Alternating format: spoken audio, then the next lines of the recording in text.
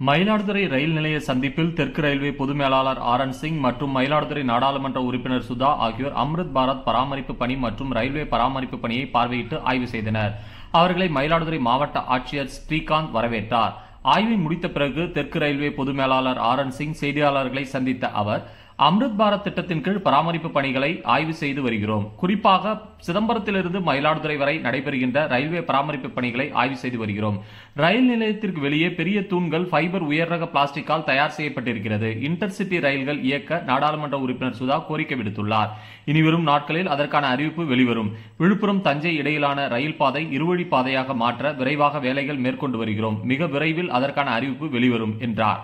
மேலும் பேரளத்திலிருந்து காரைக்கால் வரை செல்லும் புதிய அகல ரயில் பாதையில் தற்போது சோதனை ஓட்டம் வெற்றி பெற்றிருக்கிறது. மிக விரைவில் புதிய ரயில் சேவை தொடங்குவதை அறிவிப்போம் என்று கூறினார். ஒடிசா மாநிலம் பூரியில் நடைபெறவுள்ள தேசிய கொக்கோ போட்டியில் பங்கேற்க உள்ள தமிழக அணி வீரர்களுக்கு மயிலாடுதுறையில் 6 நாட்கள் பயிற்சி முகாம்.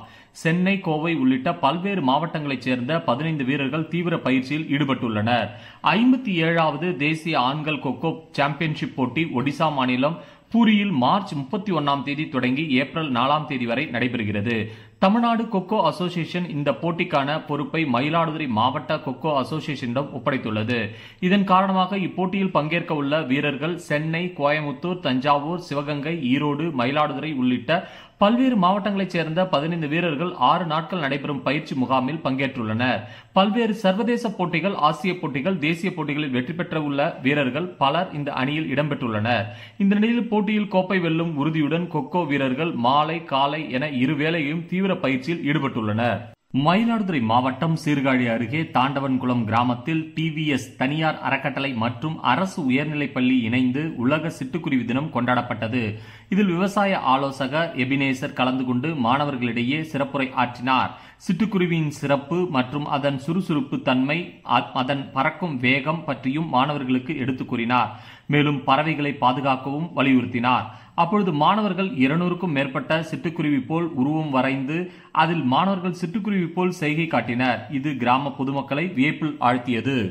மயிலாடுதுறை மாவட்ட காவல்துறை மற்றும் கும்பகோணம் அகர்வால் கண் மருத்துவமனை இணைந்து நடத்திய சிறப்பு கண் சிகிச்சை முகாம் மயிலாடுதுறையில் நடைபெற்றது. காவல்துறையினர் மற்றும் அவர்களது குடும்பத்தினர் கண்களுக்கு பரிசோதனை செய்து மேல் சிகிச்சை மற்றும் கண் கண்ணாடி பொருத்துவது உள்ளிட்ட பணிகள் சிறப்பு சலுகையில் செய்யப்பட்டது.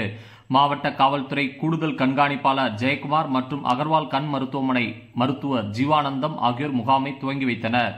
நிகழ்ச்சியில் காவல்துறையினர் மற்றும் அவர்களின் குடும்பத்தினர் 150க்கும் மேற்பட்டோர் கண் சிறப்பு பரிசோதனை செய்யப்பட்டு மேல் சிகிச்சை தேவைப்படுவதற்கு அதற்கு பரிந்துரை செய்யப்பட்டது. கண்ணாடிகள் 50% மானியத்தில் வழங்கப்பட்டது. மயிலாடுதுறை மாவட்ட ஆட்சியர் அலுவலக வளாகத்தில் மகளிர் திட்டம் சார்பில் சுய உதவிக் குழுக்களின் மதி சிறுதானிய உணவகம் திறக்கப்பட்டது. மாவட்ட ஆட்சியர் H.S. ஸ்ரீகாந்த் தலைமையில் நடந்த இந்த நிகழ்ச்சிக்கு சிறப்பு அழைப்பாளராக கலந்து கொண்ட பிற்படுத்தப்பட்டோர் நலத்துறை அமைச்சர் மையநாதன் கலந்து கொண்டு மதி சிறுதானிய உணவகத்தை திறந்து வைத்தார். உதயம் மகளிர் சுய உதவிக் குழுவைச் சேர்ந்த உறுப்பினர்கள் மூலம் நடத்தப்பட உள்ள இந்த உணவகத்தில் நவதானிய கஞ்சி, சத்துமாவு கஞ்சி, மதிய உணவு, பச்சைப்பயிறு கஞ்சி, அவல் லட்டு, பட்டாணி சுண்டல், அவல் கொழுக்கட்டை போன்ற உடல் நலத்தினை பேணி பாதுகாக்கும் சத்தான உணவுகள் விற்பனை செய்யப்பட உள்ளது. மயிலாடுதுறை மாவட்டம் சீர்காழி அடுத்த வரலாற்று சிறப்புமிக்க பூம்புகாரில் சுற்றுலாத்துறையின் சார்பில் 23,60,00,000 மதிப்பீட்டில் சுற்றுலா வளாகம் மேம்படுத்தப்பட்டு வருவதையும் சுற்றுலாத்துறை அமைச்சர் ராஜேந்திரன் பார்வையிட்டு பணிகள் தரத்தினை ஆய்வு செய்தார்கள். தமிழ்நாடு முதலமைச்சர் அவர்களின் ஆணைக்கிணங்க சுற்றுலாத்துறையில் பல்வேறு வளர்ச்சிப் பணிகள் மேற்கொள்ளப்பட்டு வருகின்றது. இவ்வளாகத்தில் சிலப்பதிகார கலைக்கூடம், பாவை மன்றம், இளஞ்சி மன்றம், நெடுங்கல் மன்றம் ஆகிய அழகுற அமைந்துள்ளன. சிலப்பதிகார கலைக்கூடம் புனரமைக்கப்பட்டு பணிகள் நடைபெற்று வருகிறது.